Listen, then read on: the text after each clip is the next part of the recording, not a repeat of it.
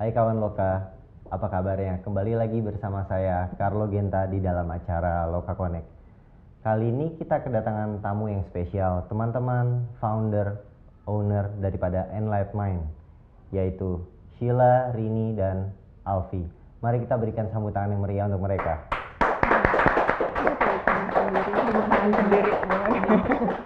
Hai Sheila. Hai. Alfi. Hai. Rini. Halo. Apa kabarnya? Thank you ya udah datang ya. Iya, sama-sama. Nah, tanpa buang waktu nih, gimana sih? Pertama, tolong dijelasin ke teman-teman Loka. Enlight Mind itu apa? Oke. Namanya karena keren. Iya.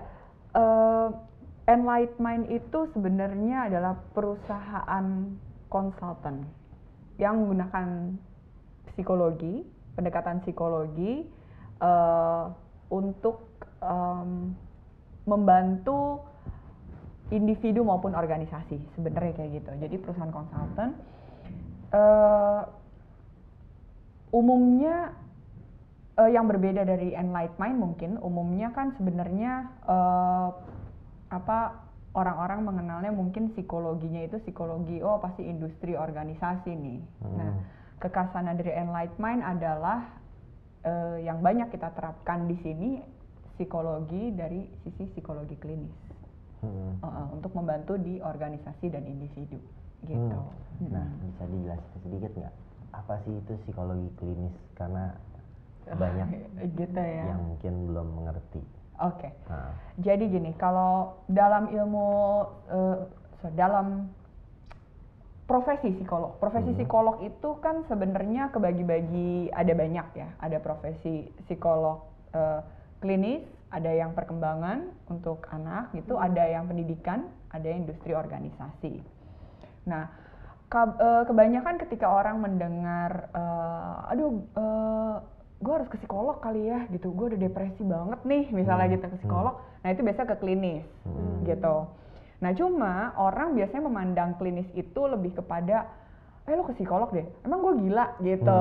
Biasanya seringnya gitu, emang gue gila, emang gue depresi? Kan enggak gitu, gue sehat-sehat aja gitu. Nah selama ini memang pandangan orang pada sebutan psikolog itu kebanyakan terkait dengan masalah kesehatan mental gitu, yang kesehatan mentalnya udah kategorinya tadi yang orang sebut ya gila atau depresi ya kayak gitu-gitu. Nah tapi kita sendiri di sini yang memang mempelajari psikologi klinis, kita ngelihat bahwa di dalamnya itu banyak banget hal-hal yang sebenarnya sangat dekat gitu dengan kehidupan sehari-hari manusia dan bahkan pengetahuan-pengetahuannya itu bisa berguna banget untuk praktek hidup sehari-hari. Jadi bukan sifatnya selalu kuratif gitu ya, tapi juga sifatnya mungkin preventif, preventif kayak gitu. Jadi kalau saya tidak salah tangkap, Enlightenment ini berusaha merubah persepsi orang-orang bahwa psikologi itu, pergi ke psikolog itu konotasinya ke arah sakit jiwa, negatif, sakit gitu jiwa ya, atau udah parah gitu kayak gitu. Padahal memang kita orang yang normal aja perlu ya. Iya. Oke. Nah, ini soal partnership nih. Kan kalian bikin usaha nih barengan nih sama-sama di Enlight Mind. Backgroundnya beda-beda.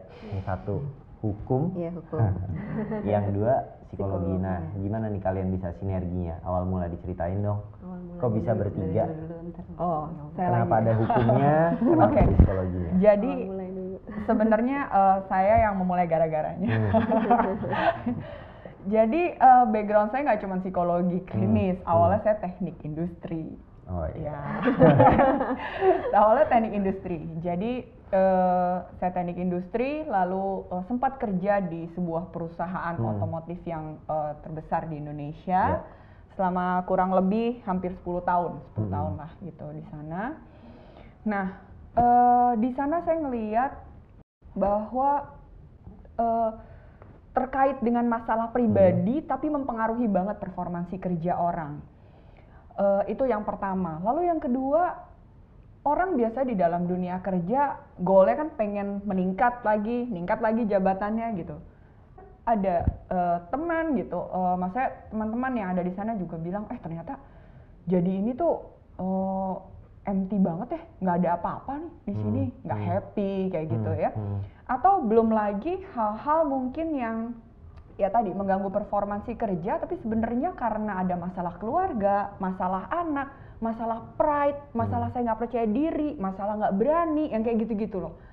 Yang saya pikir, oh ternyata banyak banget ya masalah-masalah manusianya yang kalau mungkin saya kalau dulu udah ngerti masalah psikologi mungkin bisa lebih dibantu untuk meningkatkan performansi, karena kebetulan saya di bagian sales dulu. Di bagian retail sales dan marketing. Nah, terus karena penasaran nih dengan manusianya, saya mendalami psikologi. Karena memang awalnya dulu memang menjadi psikolog sih, tapi satu dan lain hal akhirnya belok gitu ke teknik industri, sempat menikmati dunia kerja. Dan terus saya sambil sekolah tuh, sambil sekolah lagi. Waktu itu sekolah masih sambil kerja sih, sekolah masih sambil kerja, sambil praktek juga gitu. Jadi ada teman-teman lah di perusahaan juga yang satu minat gitu ya, satu minat. Nah akhirnya kita mulai bikin kayak bikin ini yuk, kayak seru nih dibikin training gitu. Nah dibikin training lah gitu, ya mungkin kalau sehari-hari kalau urusannya sales mah motivasi gitu, yang kayak gitu-gitu sih. Terus lalu gimana caranya dia mengatasi stres di rumah tangganya dia, tapi terus dia harus dituntut target sales tertentu, yang gitu-gitu yang kita coba atasi pada waktu itu. Nah akhirnya waktu dulu kita sempat bikin ya unit usaha bareng sih, belum PT juga. Waktu itu namanya Glow Solution. Jadi karena kebetulan saya juga dekat sama Sheila, walaupun backgroundnya mungkin bukan psikologi, jadi bersama Sheila dan satu teman saya yang lain itu kita bikin training. Gitu, kita sempat datengin pembicara segala macam dari luar terkait dengan menangani konflik apa kayak gitu-gitu. Dan memang waktu itu peminatnya cukup ada banyak gitu. Akhirnya kita pikir ya udah deh kayaknya ini cukup seru nih. Tapi karena saya kerja, lalu juga teman saya itu juga tetap kerja, akhirnya kan nggak terlalu tertangani lah dengan baik ya. Ya sehingga akhirnya saya selesai sekolah. Nah kali ini kan udah nggak kerja lagi gitu. Nah saya membuat perusahaan ini diseriusin lah gitu. Tetap ada Sheila, tapi partner kami yang awal nggak ikut lagi. Dan akhirnya ada Rini bergabung sama kita. Nah terus Rini bilang waktu itu, gimana bilangnya tentang Glows? Saya bilang Glows itu kok kesannya namanya kayak nama salon atau produk kecantikan gitu-gitu ya. Kok kayaknya agak-agak kurang srek gitu untuk bidang yang kita jalanin gitu. Akhirnya cari-cari nama ya, waktu itu kita bertiga.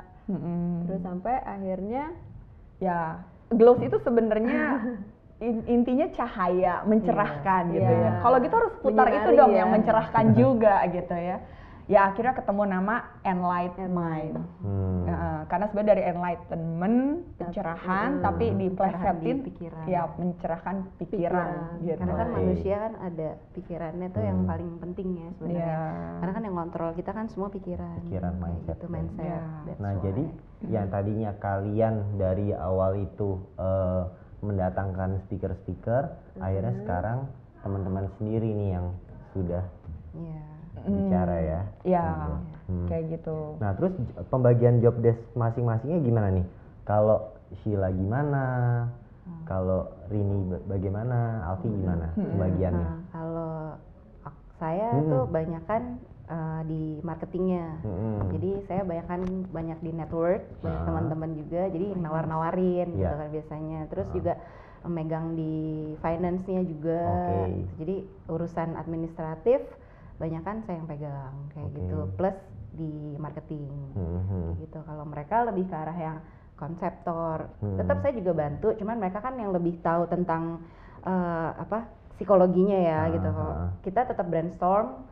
Kalau kita kan juga banyak klien yang corporate dan saya kan backgroundnya di corporate. Jadi biasanya corporate tuh biasanya maunya kayak gini-gini. Nah mereka nyocokin, oke, kalau kayak gitu alat tesnya apa, secara sisi dari psikologi itu seperti apa, kayak gitu sih biasanya. Lalu cara kalian membrandingkan dan caranya Enlightened Mind ini menjual, caranya Sheila gimana, dari mouth to mouth atau aku sih mouth to bagaimana? mouth, kayak biasanya misalnya punya temen nih dia di kantor kan kebetulan kan juga HRD juga gitu kan, biasanya pada cerita ini nih nyari trainer yang kayak gini-gini, oh ada gue ada nih gitu kan, nanti kenalan dulu aja biasa gitu kan, udah kenalan dulu terus ngobrol-ngobrol. Nah dari situ kan sebenarnya saya sendiri udah tahu kan dia maunya seperti apa, jadi info ke mereka, dia maunya ntar kayak gini-gini, ntar ngomongnya kayak gini-gini ya, dia sukanya kayak gini-gini. Jadi begitu masuk, begitu orangnya juga, oh iya itu yang saya mau, biasanya klik.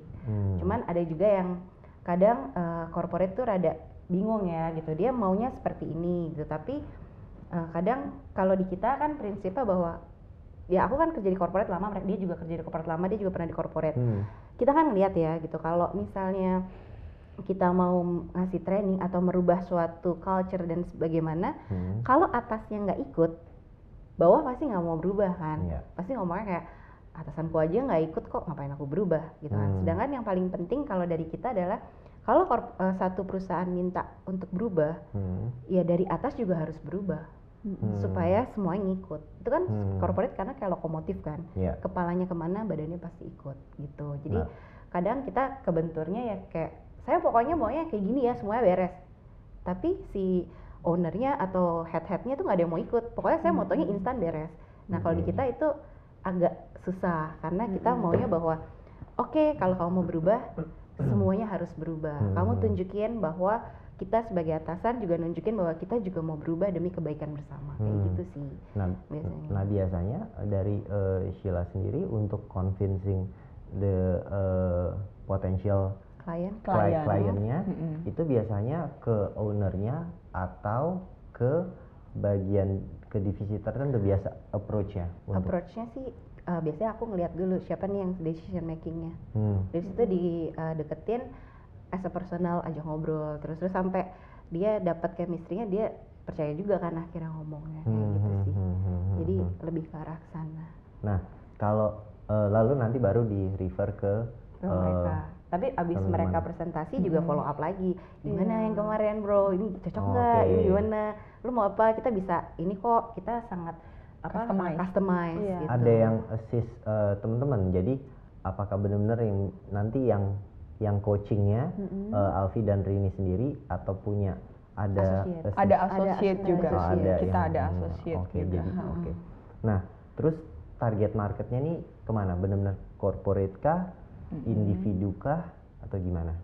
Yang pembagiannya berapa persen? Oke. Rini mau jelasin? boleh. Rini. Sebenarnya sih kalau Enlightenment sendiri pembagiannya ada 3 ya. Pertama yang corporate yang memang target marketnya perusahaan-perusahaan. Terus ada edu, sebenarnya kita mengincar sekolah. Terus kalau yang personal lebih ke klinik gitu. Jadi sebenarnya kita jalan nih 3-3-nya, agak luas ya. Tapi kalau misalnya kita mau cerita dulu yang corporate sebenarnya memang ada fungsi, kita juga double agent nih gitu. Kita bertiga sebenarnya juga marketing juga gitu. By network sejauh ini sih masih kebanyakan seperti itu. Kenalan, ada yang kebetulan ngobrol, nanyain, ya kita tawarin. Nah, by network gitu kalau kita lihat profilnya sebenarnya yang paling yang sesuai sama kita memang perusahaan-perusahaan yang memang udah established. Ada juga perusahaan yang mungkin lagi berkembang nih. Tadinya dia perusahaan keluarga, masih lebih kecil, semua di manage sendiri. Terus lama-lama udah makin besar, karyawannya makin banyak, udah mulai tuh kan mau dikelola lagi secara profesional, udah mulai bingung lah, udah mulai banyak kerjaannya numpuk. Terus ada juga sih yang memang masih baru ya, masih startup. Jadi karena memang kita by network ya sebenarnya kayak temen juga ya, kebutuhan antar temen kita ngobrol aja gitu. Jadi boleh dibilang sebenarnya di bidang jasa Enlightenment ini itu sebenarnya customize ya, sesuai permintaan daripada klien maunya seperti apa nih, dibentuk arah perusahaan. Sebenarnya sih secara garis besarnya bentuknya itu training, workshop, seminar, lebih kayak gitu, consultant, sama counseling, gitu. Nah itu yang gedeannya yang kita tawarkan. Isi di dalamnya memang customize kayak gitu. Katakanlah misalnya ada company yang biasanya company yang udah lebih established ya, artinya aduh kita nih ternyata karyawan kita banyak mengalami masalah soal emotional handling loh gitu. Cuman kemana ya nyari modul training emotional handling coba? Nyarinya di mana gitu, nggak ada gitu. Terus kalaupun misalnya ada, biasanya bentuknya adalah training yang melatih pengetahuan lagi. Padahal, nah ini di dalam pengetahuan psikologi, otak emosi sama otak mikir itu beda secara fisiologisnya gitu.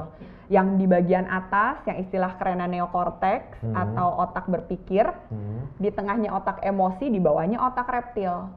Ketika kita bicara soal emotional handling dan kita hanya memasukkan trainingnya itu ke otak mikir, artinya kita cuma ngomong aja gitu ya ke orang, ini kita begini loh caranya, jadi kita harus berpikir lebih kayak gini-gini, biasanya efeknya nggak terlalu mendalam. Karena secara fisiologis juga kabelnya cuma dikit tuh dari otak emosi ke otak berpikir. Nah ini kekasannya dari kita, gimana caranya kita bisa men-touch di otak emosinya orang-orang gitu, lebih kayak gitu sih. Ya. Nah itu kan kalau dari yang corporate ya, perusahaan. Kalau dari sekolah, kalau sekolah itu teman-teman mengajarkannya itu dari tingkat apa? Gurunya kah? Atau murid-muridnya juga kah? Atau mungkin orang-orang tua muridnya? Dan itu biasanya dari SD atau apa? Atau tingkat SMP atau SMA atau gimana? Sebenarnya bisa tiga-tiganya sih, dari guru, dari orang tua bisa, dari muridnya langsung bisa. Karena kita sebenarnya background klinisnya dewasa, sebenarnya kita nyasarnya minimal dari usia remaja lah. SD juga mungkin yang SD yang udah agak kelas 5, kelas 6. Kalau yang terlalu kecil kita sendiri ada tidak associate sih, tapi yang untuk terkait dengan psikologi anak gitu. Kalau memang diperlukan, memang ada permintaan kayak gitu, ya kita mengundang associate kita juga untuk bisa bantu nggak psikolog anak, jadi yang lebih spesifik, ngerti, tahu dan paham gitu. Termasuk guru-gurunya juga nggak mungkin? Guru pernah, kami menangani waktu itu ada di daerah Lampung ya, itu cukup banyak, sekitar 60-70 guru waktu itu burn out in teaching. Ya guru juga manusia, artinya dalam keseharian mereka menghadapi terus siswa-siswi yang mungkin bermasalah atau membawa banyak permasalahan dari rumah gitu ya, dari rumah ke sekolah, marahnya nanti di sekolah gitu ya, atau mungkin di sekolah membuat masalah, jadinya guru juga lama-kelamaan lelah gitu. Nah ini kita juga bantu, ada modul yang diberikan untuk burnout teaching gitu. Nah jadi untuk boleh tolong disamerikan nih ya, boleh. Biar nggak rancu. Jadi bisnis modelnya ini sebenarnya seperti apa ya untuk di Enlight Mind? Enlight Mind itu sebenarnya ada B2C, ada B2B. Oke. Gitu ya.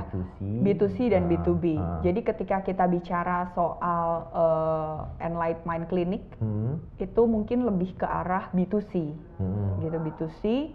Nah lalu kalau untuk Enlight Mind Edu, Enlight Mind Corp itu jatuhnya bisa B2B, bisa B2C.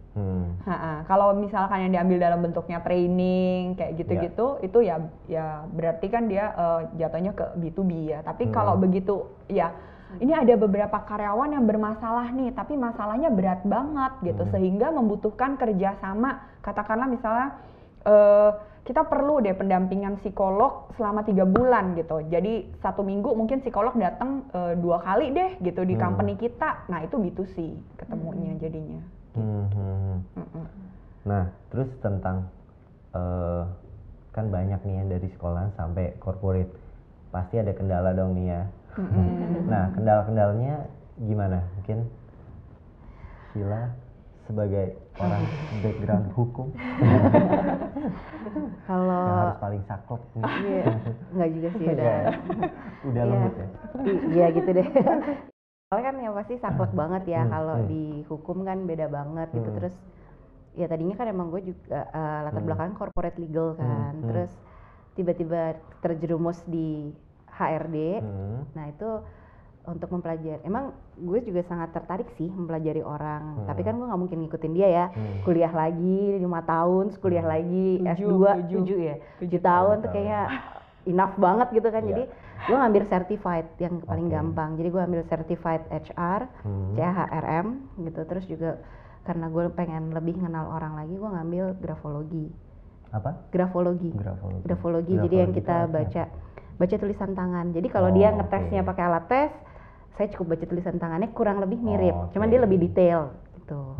Kayak gitu. Jadi ya mungkin kalau ngobrol sama mereka ya bingungnya kayak kalau misalnya pas diskusi ini pokoknya gini, iya ini tekniknya pakai baum, pakai ini, pakai itu, pakai warteg. Itu apaan ya? Warteg apa warteg? Warteg. Kayak gitu kan. Gitu kan warteg gitu kan. Kalau gue nyebutnya warteg, dia warteg gitu. Salah itu gitu kan. Oke.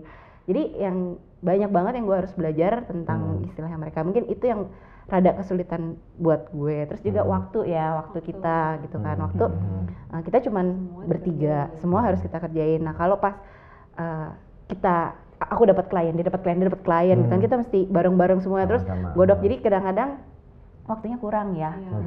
Godok semuanya. Karena proyeknya biasanya barengan, waktunya mepet dan sebagainya. Kayak gitu sih, itu banyaknya di situ. Selain jadi itu juga alatnya yang dipakai beda ya? Bervariasi tergantung kebutuhan. Syarat logi ya nggak? Enggak ya? Belum belajar. Terus kalau dari Rini, Alfi, ada yang mau disampaikan nggak kendalanya? Terkait kendala ya. Ya itu, terus juga kayak apa yang dibilang Sheila itu bener, mungkin terkait waktu juga. Terutama kemarin Rini sempat cuti melahirkan gitu ya, jadi itu juga agak kerepotan. Tapi berikutnya yang mungkin kita juga saling penyesuaian lah ya, satu sama lain, backgroundnya beda, terus usianya juga beda gitu. Generasinya beda-beda. Iya, generasinya beda-beda gitu. Pemikiran itu yang pemikiran yang kadang-kadang mungkin gue punya ide begini gitu ya, tapi Rini punya pandangan yang berbeda gitu. Nanti Sheila beda lagi gitu. Nah itu yang mesti kita obrolin bareng gitu. Ada saat-saat dimana mungkin ketika padet banget juga emosi tinggi gitu. Emosi tinggi. Nah biasanya dia paling adem nih. Ini juga adem. Saya yang paling tinggi. Jadi kita dikipasin gitu ya. Jadi IQ-nya paling terkontrol siapa dia? Gimana? Jadi kalau udah gitu sih sebenarnya diomongin bareng lagi aja gitu, artinya never quit gitu. Cuman diobrolin bareng, dan kalau dilihat sih kita lebih ke terbuka apa adanya ya. Jadi kalau nggak suka ya bilang nggak sukanya apa gitu. Sama kayak yang gitu. penting sih sebenarnya saling ngerti lah kan. Dia udah tahu nih sifat dia suka burn out. Jadi kalau dia burn out marah-marah tuh cuman yang oh iya nggak apa-apa kayak gitu.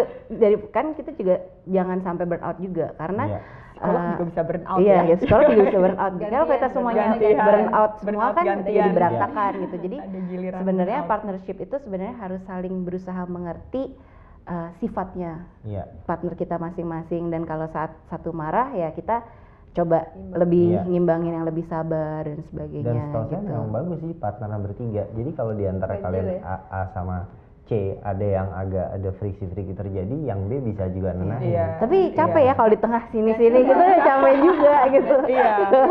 Ganti-gantian yang ini dengerin gitu. Kayaknya sih lah yang paling sering. Semua udah kena giliran. Jangan salah. Nah, terus approaching psychological apa nih yang dilakukan oleh teman-teman Enlight Mind dalam servisnya? Bervariasi sekali ya. Sebenarnya kita masalah metode, terima kasih. Masalah approach apa, metodenya apa, tetap balik lagi customize gitu. Kita memang kan secara pribadi kita masing-masing juga belajar terus kan. Jadi namanya psikolog, mau bidang hukum, mau bidang HR, mau bidang apa, ada apa sih yang selalu lagi ada baru update. misalnya, atau ada terapi apa yang baru, pendekatan apa yang baru, kita juga baca buku. Misalnya kita ketemu klien nih, dia share tentang gini, terus kita kan sambil sebenarnya caranya adalah kita merefleksikan juga kan di diri kita gitu. Kita saling diskusi. Sebenarnya masalahnya dia apa sih, penyebabnya apa ya, kira-kira faktornya apa. Terus kita oke deh kita cari-cari dulu ya, entah kita baca-baca dulu, cari-cari referensi juga, dan kita benar-benar pakai literatur juga, baca jurnal kah, baca buku kah. Nah dari situ baru kita oh ini oh ini kayaknya cocok nih, atau saya pernah belajar apa, oh ini kayaknya bisa dipakai nih, cocok, pernah diterapin dan hasilnya oke, kayak gitu-gitu. Jadi kita juga saling share expertise lah, atau bahkan sama associate juga. Ada nggak dalam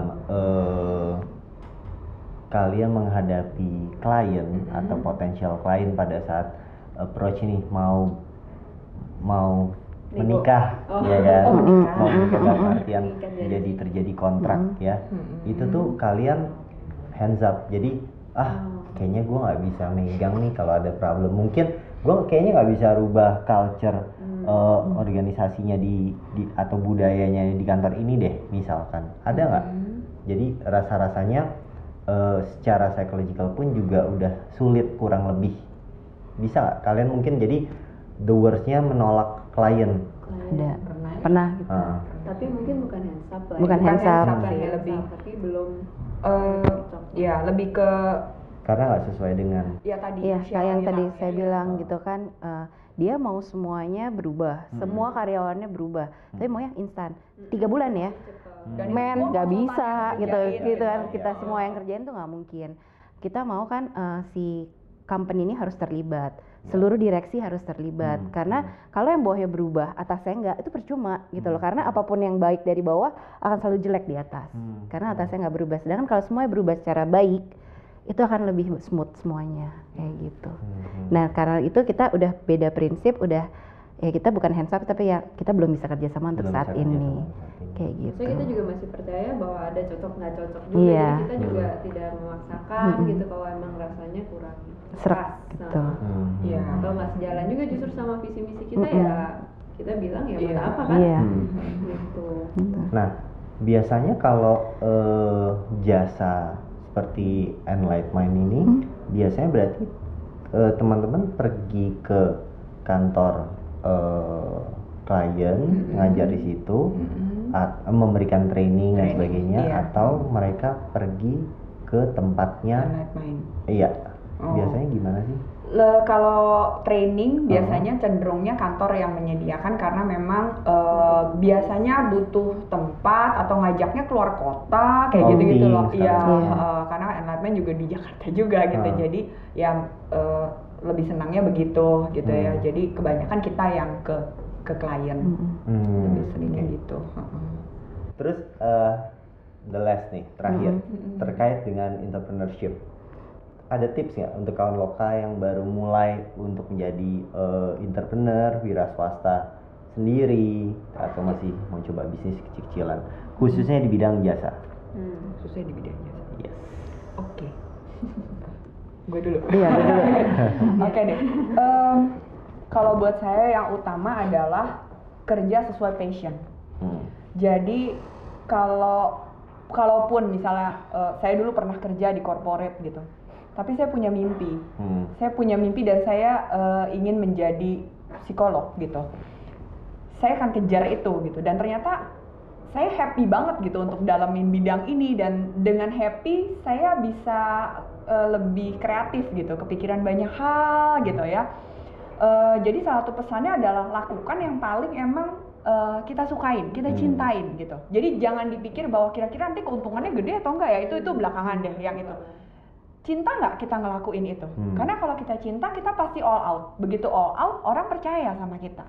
Kan akan beda ya, kelihatan ketika orang itu setengah-setengah sekedar bisa, atau bener-bener ayo gue ceritain deh, ini tuh begini loh, ini begini gitu. Jadi kelihatan passionnya gitu, kelihatan. Itu sih yang utama, yang do what mungkin you love, do what you love gitu. Dan juga ini sih, kalau saya selalu nempatin diri saya, terima, pokoknya iya dulu, ntar mikirnya belakangan. Pokoknya iya dulu. Setuju. Karena kalau enggak kita nggak akan mulai. Kita akan selalu pikir bahwa ini kayak gue kurang ini deh, gue kurang itu deh. Enggak. Tapi bisa nggak? Bisa. Pokoknya kalau ada klien bisa. Bisa. Padahal Ntar dulu lihat dulu bisa. Bisa. Tapi pasti bisa. Karena kita cinta banget sama bidangnya, pasti bisa gitu. Yakin deh pasti bisa. Sheila, mau tambahin?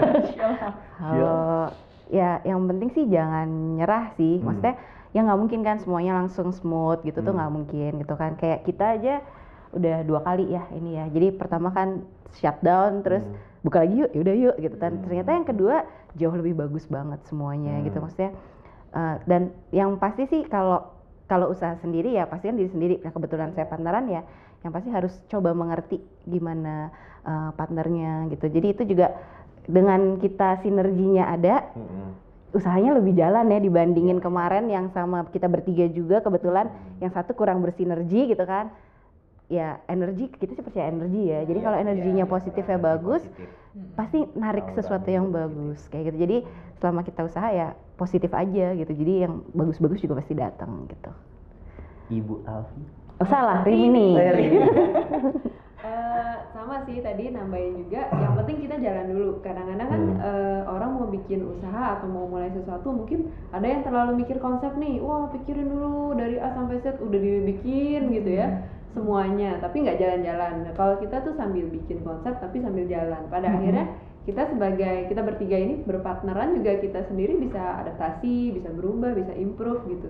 Jadi dari awal Enlight-Mind begini, lama-lama kan kita juga belajar terus akhirnya kita juga mungkin semakin menemukan juga kita tuh sebenarnya maunya kayak ini gimana gitu. Jadi ya itu jadi tapi udah berjalan kan, jadi ya akan lebih kelihatan lah juga bentuk dan hasilnya gitu. Gitu sih. Oke. Demikian kawan Loka, diskusi dan sharing kita teman-teman dari Enlight-Mind, suatu company konsultan di bidang psikologi. Sampai jumpa di Loka Connect berikutnya. Terima kasih. Thank you. Sama-sama.